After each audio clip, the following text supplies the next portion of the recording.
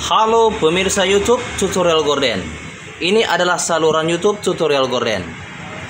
Silakan cari cara kami membuat gorden gelombang seperti ini hanya di Tutorial Gorden channel.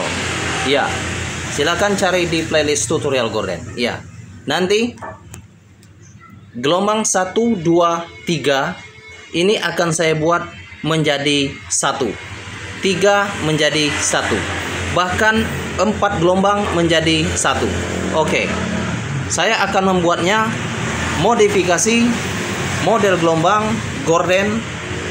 Saya akan menyatukan keempat ataupun ketiga gelombang yang sudah saya buat dan saya akan menjadikannya 1, yaitu dalam ukuran 2 meter 30 untuk lebarnya.